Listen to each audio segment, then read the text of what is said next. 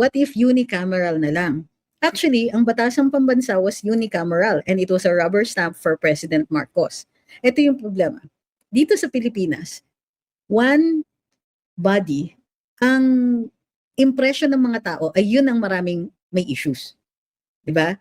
Paano kung yung body na yun ang namayagpag? Look, we have the Senate and the House. The Senate checks the House and the House checks the Senate. Kaya nga mayroong mga times talaga na hindi natutuloy yung mga problematic na batas that really just redound to the personal benefits of certain lawmakers. Now, etong political dynasty bill ang pinaka-case in point. Tingnan niyo, sa Senado gusto nila 2 categories lang, national and local. Pero dun sa House, ang daming categories. To the point na halos wala naman pala talagang magiging political dynasty law. So, one checks the other. Ito lalo na nung nag-attempt sa People's Initiative, dito mo makikita talaga yung problema. Congress wanted all the power to be given kanya-kanya. O Senate, kung gusto niyo magpa-charter change, kaya ninyo na kayo lang. Kami, kaya din namin na kami lang. Di ba? O pumayag ba ang Senado? Hindi. Nag-push back sila. So, the reason the bicameral type works is because it prevents an abusive unicameral Congress. Merong mag-check. It doesn't always work, but that's what a check and balance usually is. Sometimes it works when we hope that at the majority of the time it will work, but nothing is perfect.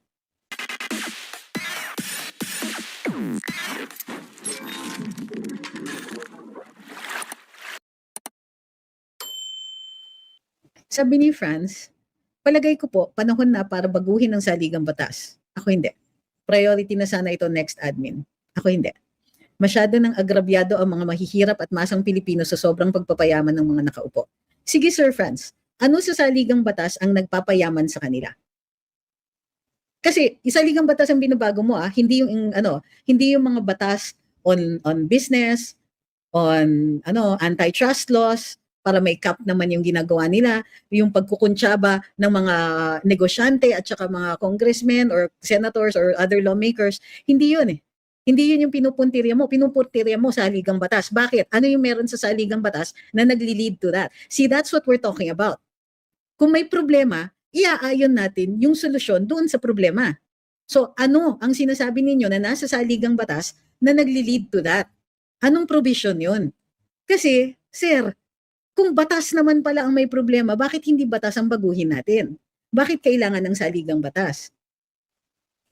Sabi ni Ms. Awi, I think implementation ng batas ang problema, not necessarily the Constitution. Pwede. Oo, law enforcement. Halimbawa, may batas naman against yung pagnanakaw sa gobyerno. Sinong nag-e-enforce? Wala. Presidente yan, ha? That's under the president. Pag alam ng presidente, itong mga to, linchak, ang kura-kurakot, gumalaw ba ang presidente? Hindi, dahil kapinsa niya ang nakaupo noon. Ngayon, anak niya nandyan. Tingin niyo ma-enforce yan? It isn't because of the laws. It isn't because of the Constitution. Tama si Awi. It's most likely the implementation of the law. So hindi ko rin alam kung saan nanggagaling yung conclusion na kailangan yung saligang batas ang pabaguhin. Harfax says, as a Catholic, pwede naman tayong manawagan sa mga leader namin. Pwedeng mag-online mass na lang muna or wear black during mass as a sign of disappointment sa CBCP sa pananahimik nila sa BBM admin. Well, I hope it is effective, but I will try anything right now. Sabi ni Raymond, bakit po ba daming galit gusto baguhin ang Constitution? Maayos naman, may 3 sangay ng gobyerno. Para magkaroon ng check and balance yan, nga malinaw pero hindi sila masunod. Totoo yan. Halimbawa, walang magawa nga ang Kongreso pag ang katapat nila ay Korte Suprema na. Di ba may ilang beses na silang nagsabi na hindi kami susunod. Pero in the end, ayan, napilitan na nga silang sumunod. So, yung iba dito, desidido sila na baguhin yung saligang batas, naghahanap sila kung ano yung babaguhin doon. Sabi ni Rosh, how about changing the qualification ng mga tatakbong congressmen at senators? Hindi yan, nasa Constitution yan. Kasi lawmaking yung trabaho nila eh. Actually, ayon sa saligang batas, because when the Constitution, the American Constitution was created, when it came into being, wala halos abogado doon. Hindi, the Congress was supposed to be made of ordinary citizens. Of course, ang definition nila ng ordinary citizens noon ay may-ari ng lupa, di ba? Yung mga ganyan. So, you had to be a landowner in order to be a member of Congress, to have voting rights. So,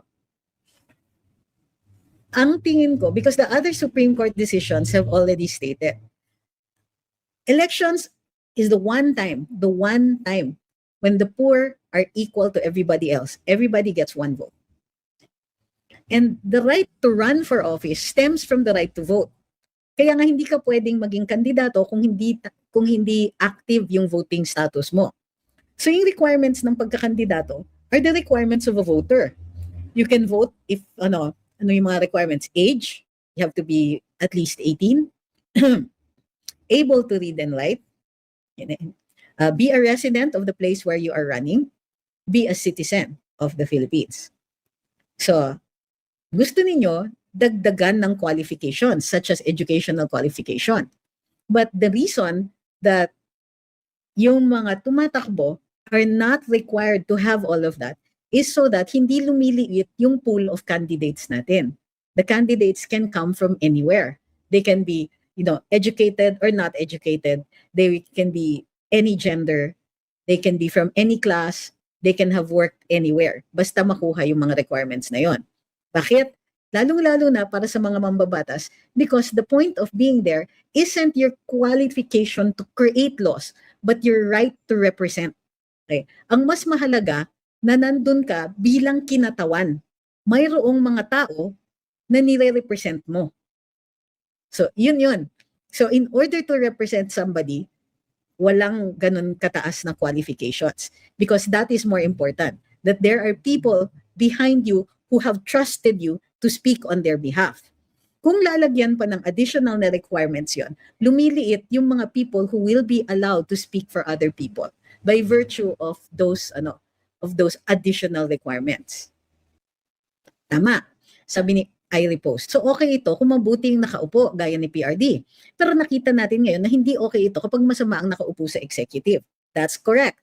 Now, what we don't have is, what we did is, we created a law where pwede mong tanggalin ang isang official kapag nagbago na ang isip ng constituents. So sa local governments, mayroong tinatawag na recall elections. Nung ginagawa yung batas na yan, hindi yan pinaakyat to the congressmen, the senators, or the president. Sabi nila, masyado na daw magulo. Pero para sa akin, this is an expensive way of removing a national official. So siguro inisip nila mahal.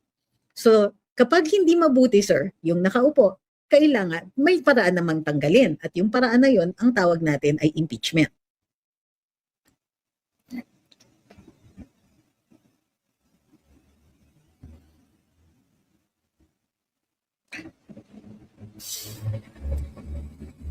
What about the party list system? Parang naging vehicle kasi ng mga elites. Naku, ulitin ko na naman to. Ang party list, para makialam.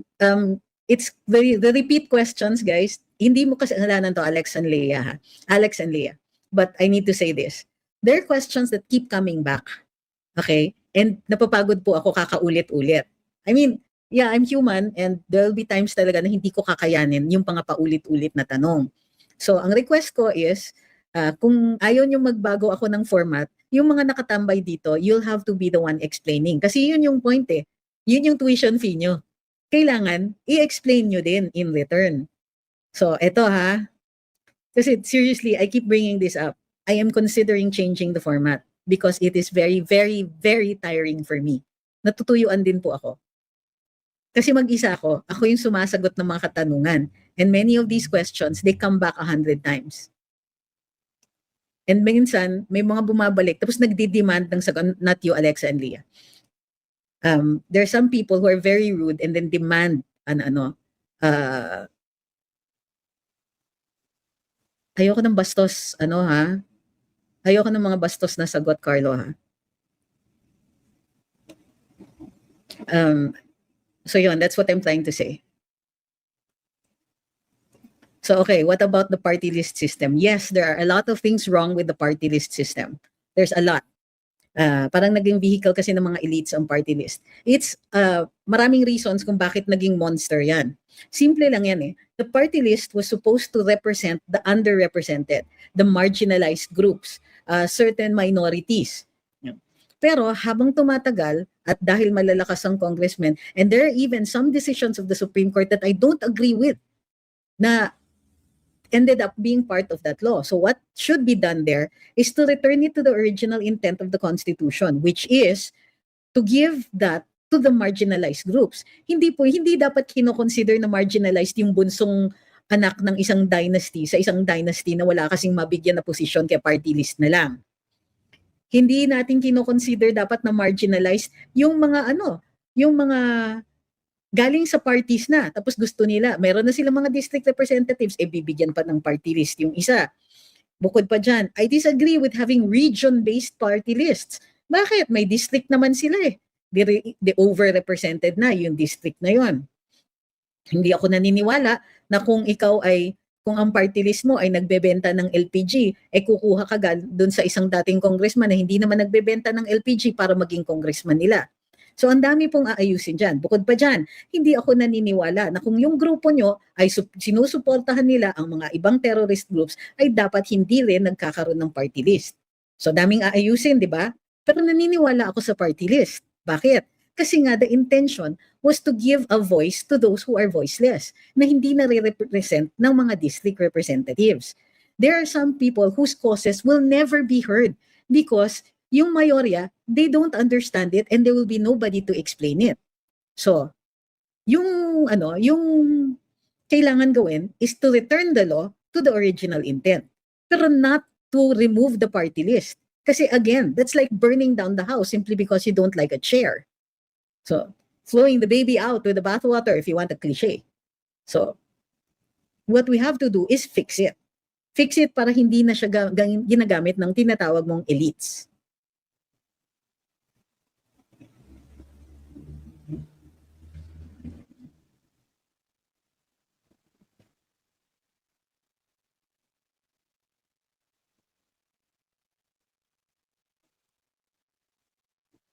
Sabi ni Tikyo, I for one believe we have adequate laws crafted since time immemorial. I disagree. I second the opinion with regard to proper implementation. I agree. But as far as qualifications are concerned, whether the person is highly educated or maging isang dukha, it still boils down to the person's morals. I'm afraid, sir, that when it comes to morals, it is not law eh. So, edukado pero demonyong abusado. Well, at magnanakaw versus amangmang pero makatao, makabayan at makajos. Oh, okay, I understand. Goodness. Probably I wouldn't use the term morals kasi they're like a set of rules that vary with different groups. But I agree na what we have to do is find good people.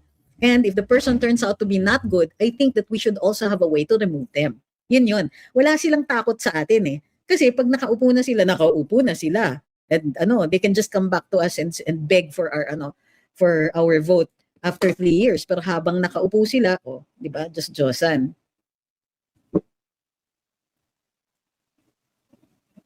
I don't worry, Alexa and Leah. It wasn't you, actually. Naginawa lang kita example. Sorry po. Sabi ni Verhel, natatawa ako sa mga trolls ni BBM, binanatan nila ako sa mga post ko, sa mga groups namin sa SOCMED. Pagkasagutin ko naman na issue for issue tayo, walang personalan, ayan, hindi na sumasagot. Same.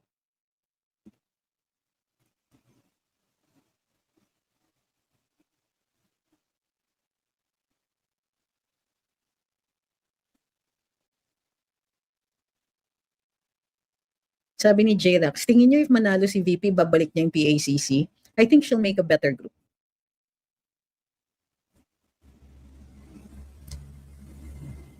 May batas po ba nagbabawal magpangalan ng isang government project? Ang kakapal po kasi ng karamihan sa mambabatas na pagmumukha nila at nakapaskil sa projects na hindi naman nila pera.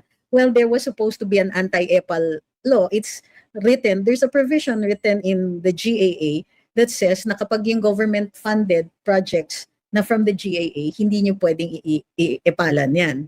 So, dun po natin titingnan.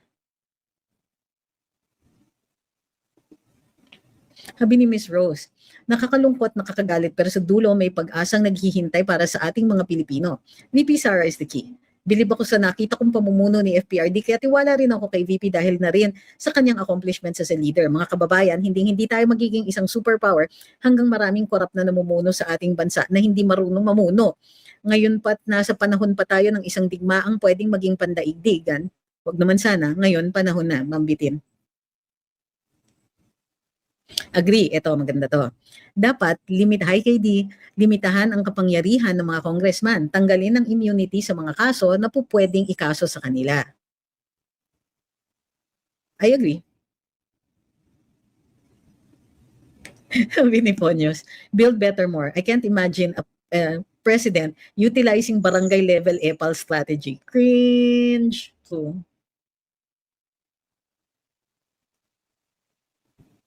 sabi ni Ma'am Victoria, ayan, ang kanitulfo, example, lahat nakapasok, party list na maskara lang. Wala kasing ginawang ano ba tawag dito? Job agency, employment agency yung Congress. Sabi ni Glenn, good evening, watching in Alberta. Thank you so much for having you on our side. Are you sure? Ang sungit ko eh. John P. Disomimba says, I agree. Saan po, ma'am? Pero yung limitahan ng kapangyarihan ng congressman, dyan agree ako. At saka dapat, yan sa totoo lang ha, yung mga, I hope rin na sa executive side, depende kasi sa presidente yan eh. Yung presidente kasi, kung ibabaka pa niya yung mga kalihim niya, so kung kunwari, lumapit yung mga kongresista, bigay niyo sa akin yung 30% ng budget niyo or else, patatawag namin kayo sa Congress. Kailangan yung presidente malakas at sasabihin sa Congress, bakit nyo ginagantihan yung secretary ko samantalang hinindian lang naman nila yung mga yung corrupt na hinihingi ninyo. So kailangan ganun yung presidente. Nakita natin yan panahon ni PRD. Pero ngayon tignan nyo, wala, bumibigay lahat ng mga kalihim. So, dumadaan sa mga budget nila yung ibang pinagkukuhaan ng ng mga AICs and all that.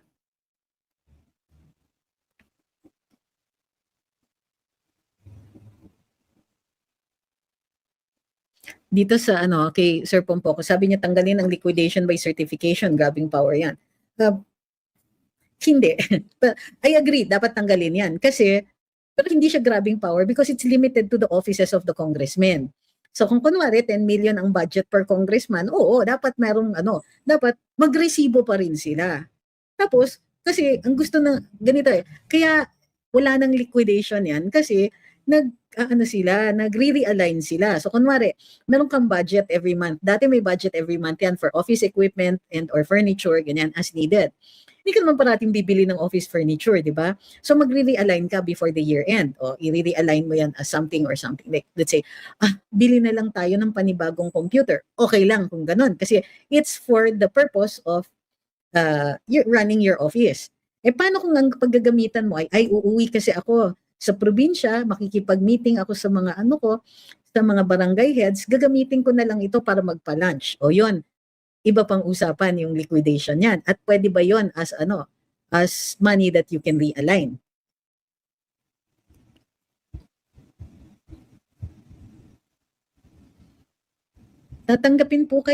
Tinatanong ni Ms. Terry, tatanggapin po kaya ni VP ang mga congressmen na lilipat sa kanya? Kasi isasalba na nila mga sarili nila lalo na at alam nilang malakas ang kandidatura ni VP Sara. Hindi ko alam. Kasi alam niya si VP hindi yan nakakakalimot eh. So,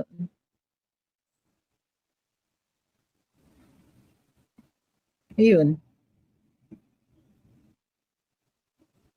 Sabi ni Metalingus, I noticed that BBM seldom roams around the Visayas and Mindanao. Takot siguro sa taong bayan na lagi niyang sinasabi. Posible nga po. I think that's kind of a good theory. Sabi ni Puna lang, sana talaga VP Sara na presidente natin. Dami nga daw siyang gustong gawin para sa bansa. And I would be so happy to let her. Sabi ni J-Rax, imbis na pangalan ng mga mayor, barangay at konsehal nakalagay sa bagong gawang building, ilagay na lang yung emergency number ng bawat ahensya. Also a good point. Yeah, tama yan. Should voters assess the leadership judgment of Sara Duterte after her decision to endorse Bongbong Marcos in the 2022 elections, especially if that decision went against the advice of her father? Voters will assess on anything that concerns them. So, pero I think that your question is really just to highlight that, to highlight her decision. Ito yung tanong ko sa iyo, Sir Noel. People don't change. So, the way I see it is that if she made the mistake, we will make her suffer for it in perpetuity. But is that commensurate, really? I want to understand why you're bringing this up now. Should voters assess the leadership judgment of SAR? Look, when the voters always assess on whatever they think is important to them. So my question is, bakit sa tingin ninyo, dyan sila magdi-decide na importante yan?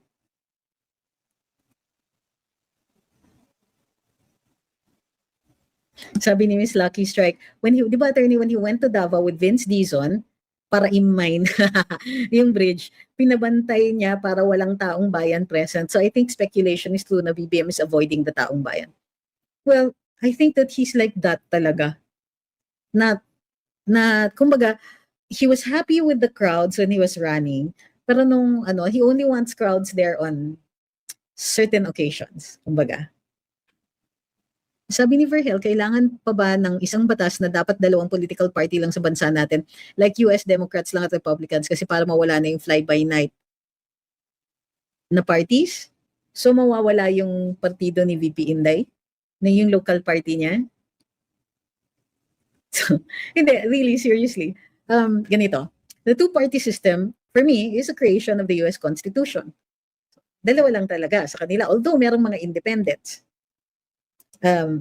Yes, kailangan ng pagbabago sa saligang batas para gawing two-party system tayo.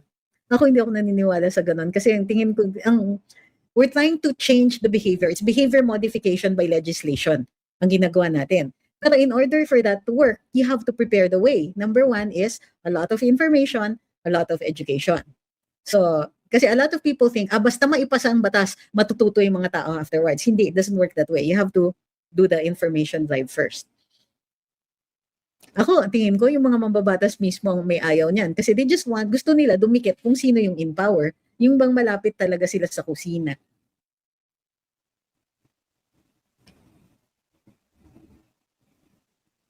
Sabi ni Lucky Sprite, lahat tayo nabudol ni BBM, di lang si VP Inday. Yung mga nagsasabi na si VP Inday ang nag-convince sa atin, walang sariling isip. Kasi pwede naman natin sabihin, sorry VP, ayoko sa kanya talaga. Pero, ayun na nga, nagkamali na nga ang lahat. Bakit gano'n? Plus, you bring it up at a time na sinabi ni Inday, kaya ako tumatakbo, I will fix this. I made a mistake. Inendorso ko tong si BBM. And he has come back, and he has turned out to be a monster. So, I will fix this. I will slay the monster. I will fix everything that he broke. I'm running for president. So, yung bringing up yung mistake, hindi ba yan na yung apology? So how long are you going to castigate and punish her and keep bringing it up to embarrass her? How long? Para sa akin, the moment na that she started speaking out against BBM was the day that I told myself I will never hold her accountable again because that is already accountability.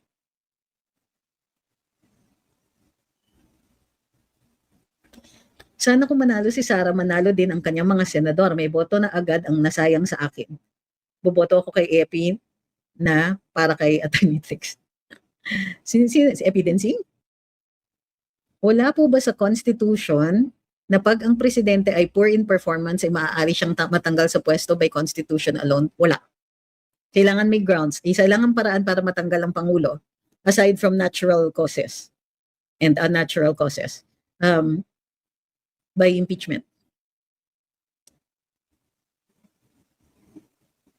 Ito, buti pa si Miss Pam. Sabi ni Miss Pamela Hoxon, I voted for Inday but not BBM. Never a Marcos for me. Good for you. Sabi ni Pompoko, kaya nga, move on na tayo.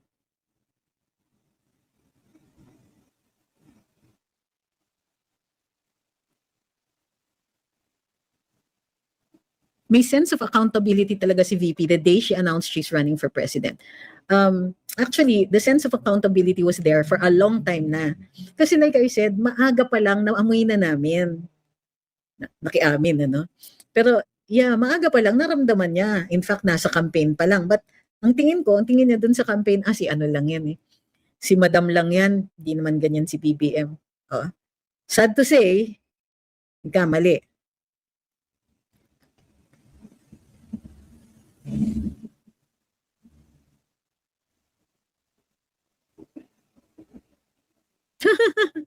Okay, sagot. Patulan ba natin si K9 Escapes? TikTokers, let me know. Sabi ni Baby 10, nag-VP Inday ako before pero di si BBM ang president ko.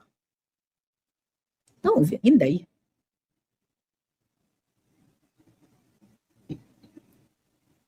Pwede kaya after niya manalo at feel niya di niya pala kaya ang pressure biglang mag-resign, sabi ni Chester Newt. Who are we talking about? Or can a president do that? Yes, a president can resign for any reason. Sabi ni Lucky Sprite, I remember na awa pa ako kay BBM when he ran for VP and he lost to Lenny. Buti na lang pala hindi siya nanalo nun kasi magiging problem pa siya ni PRD. O baka ma-attempt yung mga chuwariwap niya na i-kudeta si Sir. Hi kay Kenzo. Ayaw nilang patulan yung poll.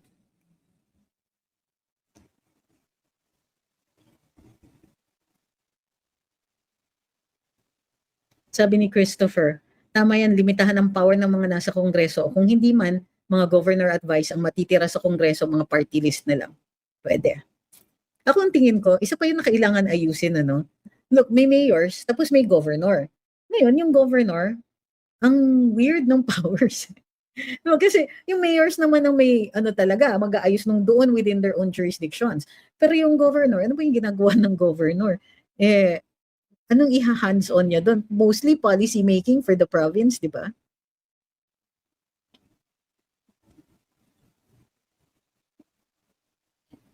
Sabi ni Anthony, kakasuhan daw ni Luis to si VP ng cyber libel, di niya naisip na pwede siya kasuhan ni VP ng estafa. Hindi si VP, yung law office. Sabi ni Ma'am Marjorie, would you consider na kasalanan din ni Sen Aimee ang lahat ng nangyari sa atin since alam naman niya na adik pala kapatid niya pero inalok pa din niya si VP ISD? I think na si Aimee thought that BBM would be controllable. Ayun.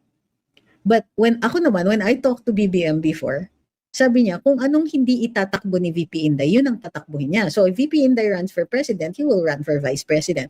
So both Aimee and her brother, ang alok nila kay VP was anong gusto niya, anong gusto niyang posisyon. So kung ano yung posisyon na gusto ni VP, doon sila sa kabilang side.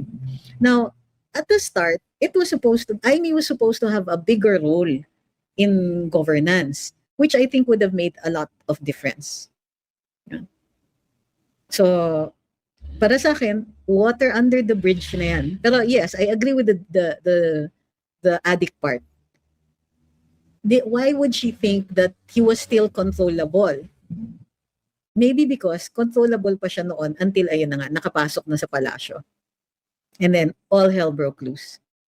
So, para sa akin, yeah, pero not really. Nobody could have foreseen any of this happening. In fact, what would have been going on in their minds is, baka tumigil na ito kasi ang daming trabaho sa pagka-presidente. They really thought that he would rise to the occasion. I mean, let's face it, I thought that he would rise to the occasion, even if I didn't know that there were illicit substances pala. Wala akong alam na ganun, but I knew that there was a possibility na, definitely he would not be a PRD. Alam ko yon, hindi siya PRD. Pero he would be on top of everything. Hindi yun ang nangyari. Sa akin, pointless. Pointless to say we should be angry at this person or that person. None of us knew that this was going to happen. Nobody predicted this to happen. We were so happy that we thought it was going to be continuity. Nobody thought it. So if hindi natin foreseeable, then insisting that somebody else should have foreseen that is like just passing the buck. And what does it do? What does it do to us now? Pasamain yung loob natin? Create tayo ng isa pang kaaway? Lalong-lalo na si Aimee na parating tumutulong kay VP. na hindi naman inaaway ni VP. Yun.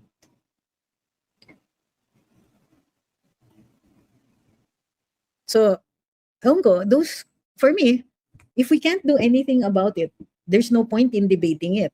Unless it's really just yung wala tayong magawa. Tapos, magaganyanan tayo sa inuman, okay lang. Pero to make it, a consideration for 2028, Tina, sabi ni Damon, doon talaga ako nabudol sa plataforma eh. Yan. Pareho tayo dyan.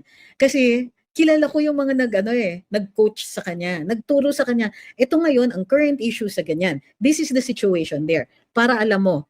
So, gagawa ng policy. So, pag-discuss nila. So, nagawa yung certain provisions, yung sa kanyang plataforma, kilala ko karamihan dun sa mga nag-advise sa kanya.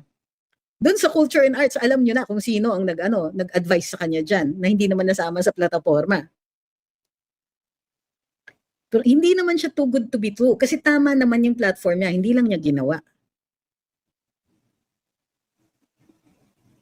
So yun. So maraming salamat sa lahat ng sumubaybay sa live natin ngayong araw na ito. Pagod. Hi kay Dong Di Dong. Thank you very much sa lahat ng sumusuporta sa atin dito sa TikTok, lalong-lalo na dito naman tayo umabot ng gift goals. Ngayon po man, maraming salamat sa lahat ng nagpadala. We really do appreciate all of your support. Okay, thank you to No to Cyber Criminals at saka kay Sir Paul. Ipahabol pa talaga. Thank you very much.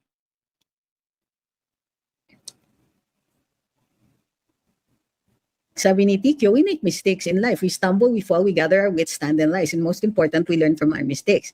Hi kay Beta Ray Bill. Sabi niya, we voted for BBM partly because Lenny is left-leaning. Oh, also good point.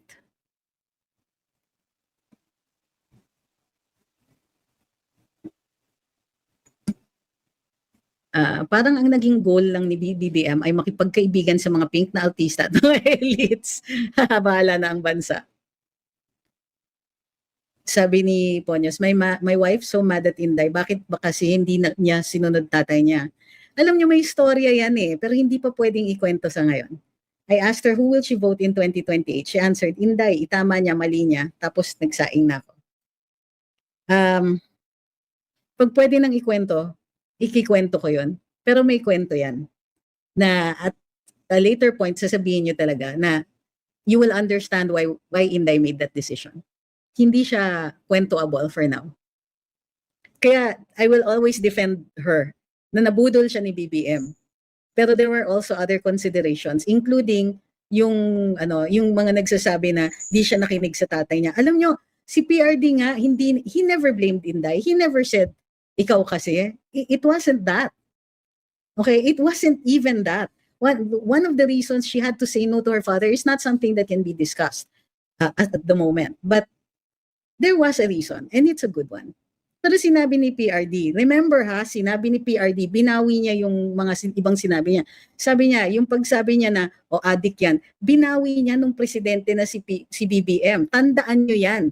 Don't be selective in quoting PRD, Sinabi niya, that was election talk. Sabi niya, we have to distinguish. There is a difference between election talk and real talk. Iba yun. So tatandaan niyo po yan. Don't cherry pick. Oo, sinabi ni PRD yung ganyan. Pero sinabi rin niya yung mga na later, kaya hindi niya pinagbibintangan din si Inday. And those considerations were largely political. Kaya hindi kasalanan ni Inday yan. Tandaan niyo yan. Alam ko nagagalit yung iba sa inyo, but that's because there's certain stories na hindi talaga pwedeng ikwento.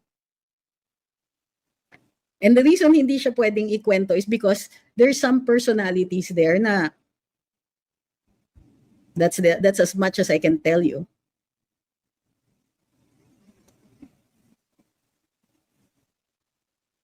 So, yun. You know why I know? Because I asked. Okay? And PRD said it naman in his speeches later on, sinasabi niya that was election talk. Yung pag nag-retire na yung politiko na na involved, saka ako sasabihin niya. Maaari po bang grounds for disbarment ni Luis Lo yung inamin niyang itinago niyang asawa niya sa kasong panghahat?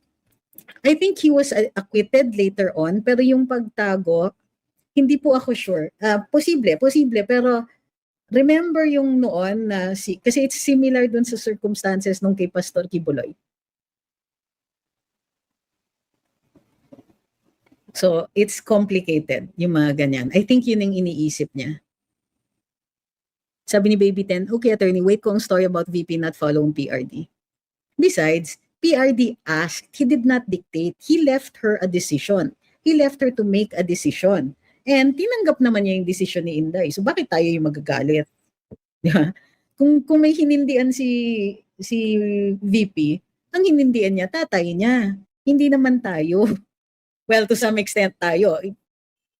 Ako kasi I wanted her to run for president sa totoo lang. Kaya lang, alam ko din na pag sinabi niyang hindi ako ready, hindi siya talaga ready. Mas kilala niya sarili niya. Sabi ni Ma'am Tina, yung Gang of Four ba yun? Yan, buti pa si Ma'am Tina nakikinig. Something like that. Okay? Hindi masyadong magalit. Be kind to VP Inday. Look at what she's facing. Kailangan pa ba yung mga yan? You know what? VP has been through so many things. Totoo lang. There may mga hinaharap siya na hindi natin alam. There are other, threats to her that she doesn't bother to tell people anymore.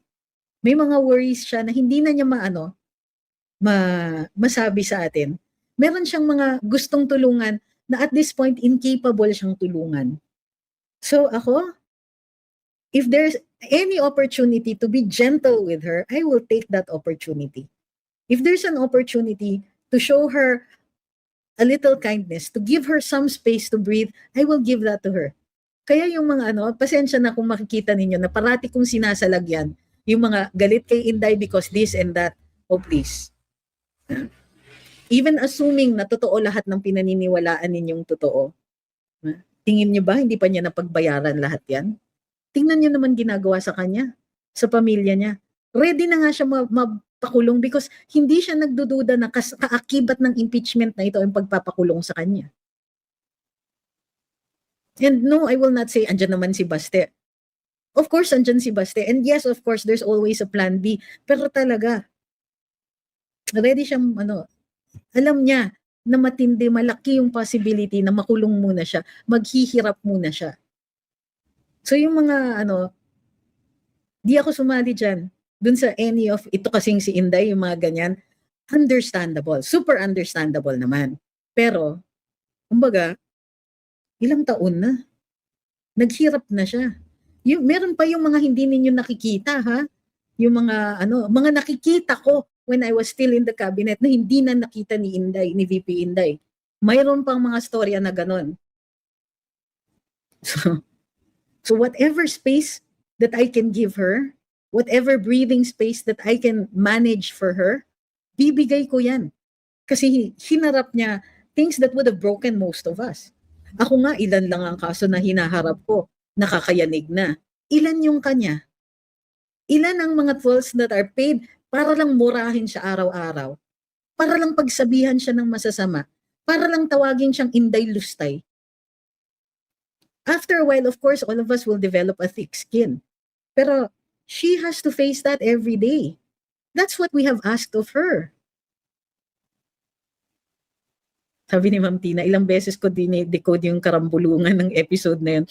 Na memorya ko na yung buka ng bibig mo. Si Boss Conrad minsan lang na chichismis, pasabog pa. Totoo. So, gusto ko lang maintindihan din na while it is easy for us to blame her, I want you to know that it's not easy to be Inday Sara Duterte. Oo, it's something she takes great pride in. Anak siya ni Digong. Anak din siya ni Elizabeth, tandaan nyo yan. And si Ma'am Elizabeth, oh my gosh, kung pwedeng i-canonize yan, ako yung unang-unang pipila. So, meron din siya, may puso yan. At hindi niya ipapakita sa inyo yung pag nahihirapan na siya, pag nasasaktan siya. Sabi ni Marl, I agree with you, attorney, kailangan niya ngayon suporta at pag-unawa sa atin. Sabi ni Miss Pamela, willing to help campaign for VP in 2028. Yes ma'am, maghahanda po tayo. Sabi ni Jolo, nakakahinayang na hindi siya tumakbong president noon. But that's it. I am not in a position to blame her for that. Marami kasing ibang mga pangyayari nung time na yun. At hindi talaga napagtuunan ng pansin yung lack of qualifications nung pumalit kay PRD. I regret that. I do. It's one of my biggest regrets is that I ignored so many signs. Ako din naman. Sabi ni Dave, NPA at kakamping kang nagpasimuna ng alias na Inday Lustay. I know. Pero the truth is, it's not a sustainable nickname. Never, kaya masakit kasi hindi totoo. Sabi ni Metalingus, we should take care of VP now, regardless of her past decisions. She's our only hope for a corruption-free Philippines. This is for our children and their future. Sabi ni Paul, oy, intriga. Nakatira ako malapit sa Malacanang, helicopters flying non-stop here. Something is up. Sige, makikichismis tayo. Sabi ni Lizelle, kasi hindi naman power hungry si VP Sara, kaya hindi siya tumakbo. Okay? So, maraming salamat. Thank you very much, especially sa ating mga TikTokers. Maraming salamat din ako. Nabanggit ko ba si Ma'am Nancy Rivera? Thank you very much po. Ayan. Thank you very much din sa lahat ng tuloy-tuloy ang pagsusuporta sa Facebook, sa YouTube, at saka sa Blue app, sa Green app, at sa Red app. Maraming salamat po. Sabi ni Lucky Sprite, totally resonate kay VP Inday during my career days. Panay issue binabato sa akin when I'm being honest with my work. And you know what, si VP Inday medyo talagang brutal minsan yung honesty niya. Sabi ni, last 2 questions. Sa tayo kami naman, pag nakakalap ng enough signatures, ma-actionan na ba ng SC ang kahilingan ng karamihan na maiuwi si PRD? No, there is no specific amount. This is really just, I think, for persuasive value. Yung para makita ng Supreme Court. And we also make it on record. How many people are interested in the outcome of this case? Dalawa po yung yung makakakita ng numbers na yan kasi it's off record, it's a matter of record. Also, papakalat din natin to groups that are abroad. Ang daming nagmamahal kay PRD. This is significant. Kailangan maintindihan din ng mundo na we felt safe during PRD's time. And the reason we want him home is because we are grateful. For the time that he was president, we were safe.